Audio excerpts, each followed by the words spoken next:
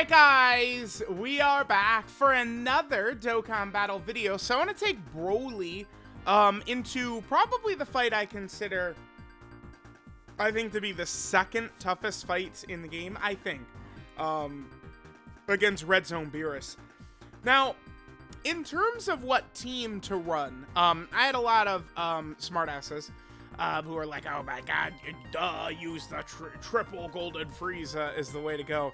And I would just like to begin this video by pointing out that when you're playing the actual game, guess what the thing is about TUR Golden Frieza? You can't use him anywhere because TUR Golden Frieza is a nuking leader, which means in all of these fights, these events, he is banned. You cannot use TUR Golden Frieza like basically anywhere, so he is a non-factor. Now, I hate BROLY's team. I think it's just dreadful. If we take a look at this, right? So, like, we're going into, again, I think a really tough fight. And it's just like we have just, like, waves of garbage here. Like, there's not really, like, anything that we're going to just slide in here. And this is where BROLY, again, has a significant issue with his team. And obviously, Hirudegarn, I think, would be a good pick. But BEERUS cancels dodge. You can't do that against BEERUS, right? You know, bringing superclass characters can be a little bit iffy. You know, Future Gohan, AGL Carnival Goku, there are some options. I think I might just throw AGL Carnival Goku in the team. The last thing, it's Gogeta, but I mean, here's the thing with Gogeta. I will bring AGL Carnival Goku. Will I? I mean, he's gonna have, yeah, whatever. It's fine. Let's just jump in. Let's just jump in. Because Gogeta, like, in these first couple of videos, like, I don't want to, like, have Gogeta and you get what I'm saying. You get what I'm saying. If we don't win the first time, I will probably just add Gogeta to the team. Well, oh god, where, bro, AGL Zamasu, I think that this is a good fight for AGL Zamasu. But we just need one thing to happen, and that's for AGL Zamasu not to get terrorized in this opening phase. It's just like, you know, guess where the super attack is. Okay, it's not right away. Sure. My super attack senses, they are on top right there. Now I did record this video already, but I mean, I'm actually, oh, that's super attack right there. Okay, sure. I'm actually the silliest silly Billy in the world. I forgot that this damn fight has Hero playing.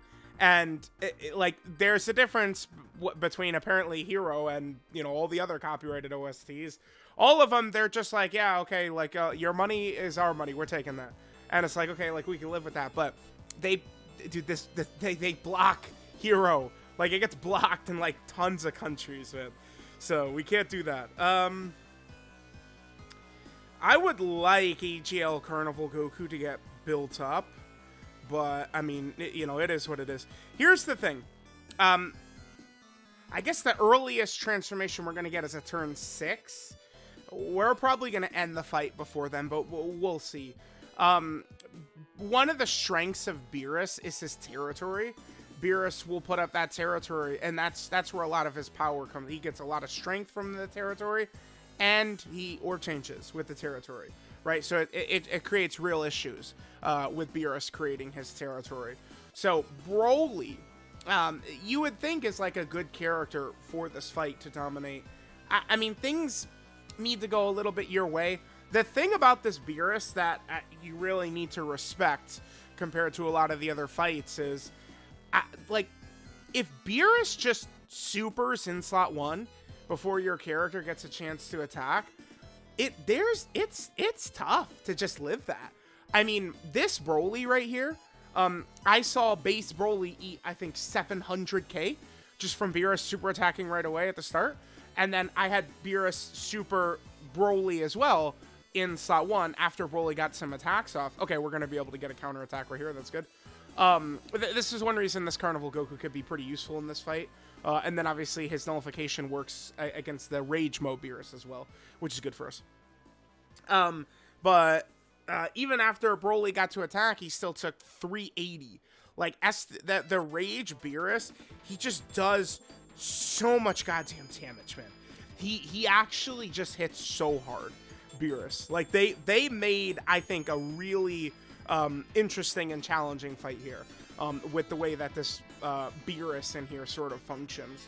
All right, now, we actually got pretty lucky that we're here. I think it's obviously because my BROLY was in slot 7. We're not going to fight Transform BEERUS until turn 4, since my BROLY was in slot 7. So this will buy us just it gets us just a little bit closer to BROLY's domain where we can kind of be good.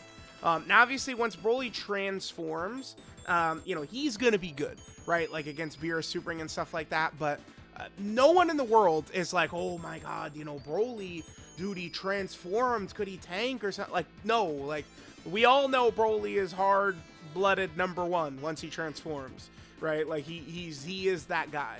But it's before the transformation occurs, that's where issues will arise, is early in the fight before we're actually able to get this transformation off. If we have a clean next turn, that's very important. Like, that first turn against BEERUS is pretty big. We're gonna have Golden Frieza, but Golden Frieza was in turn 1, which is a little bit unfortunate.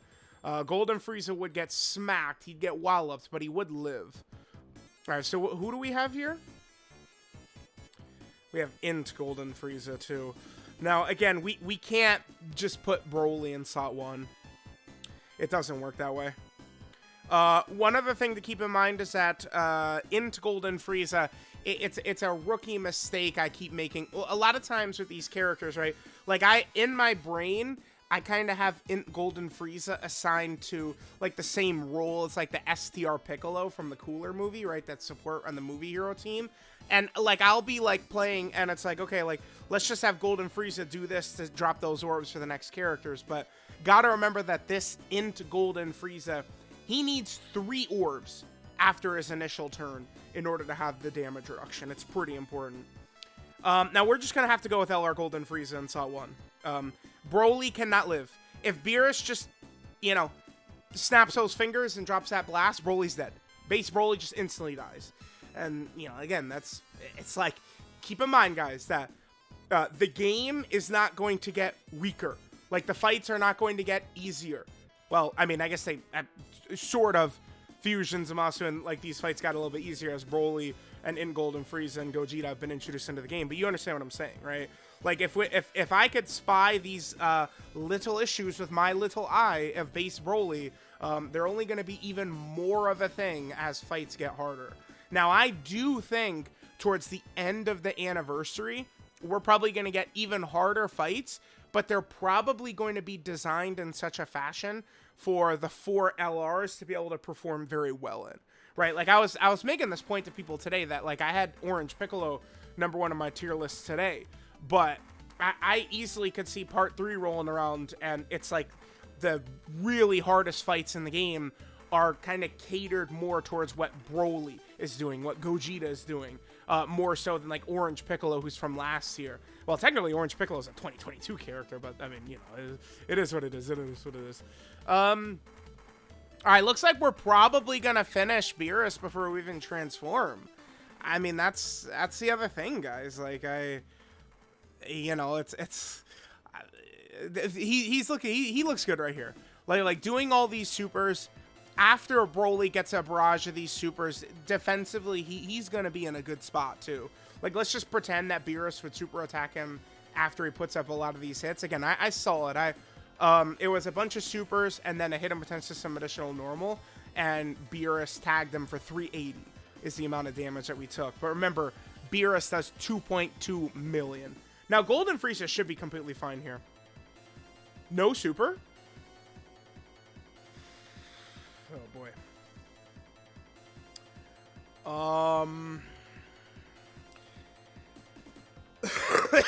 Oh, boy. Oh, boy. AGL Zamasu in slot 1, I think is smarter than AGL BROLY in slot 1. We're going to have to do that. Let's hit this. My sixth, or even my seventh sense is telling me right now that the super attack is in the middle. That's what I'm thinking right now. So, this could be good. Because if we make it through this turn, we will definitely win. Because I do have full faith in Transform Slot 1 BROLY to be completely comfortable. I mean, dude, listen. If I'm going to just turn this video on, we're going to, you know, get like a nice clean run. We're just going to catch a W. BROLY looks good. I'm taking it. No, there's the super right there. Zamasu is not going to die to this. He's guarding plus damage reduction and stuff. It'll hurt, but he's alive, yeah. I think BROLY might have slightly tanked that better. Well, yeah, he would have slightly tanked it better. And then if he would have gotten the hit and potentially some additional super, he would have been looking a lot better. AGL Carnival Goku is going to be completely good. Yeah, we're fine. Because even if AGL Carnival Goku gets killed, what does he do, chat? Answer fast before I slap you up. That's correct. He lives. He has a KO surviving blow mechanic. So, AGL Carnival Goku will be fine here. And again, forgive me, the Green Goblin helmet is talking to me. He wants me to remind you jackasses, you sons of bitches, bastards, that we're talking about the triple Golden Frieza setup. Yeah, open your goddamn eyeballs, bastards. You can't run that TUR Golden Frieza anywhere! I'm gonna have to keep screaming this, apparently, because people go, la la la, I just turned on the private server and I could use them, it's so easy. Well, guess what? You can't actually use them in, like, all of these fights, bro. Like, that, you can't use that Golden Frieza, man. The game, they say, nope, you're not using him, sorry.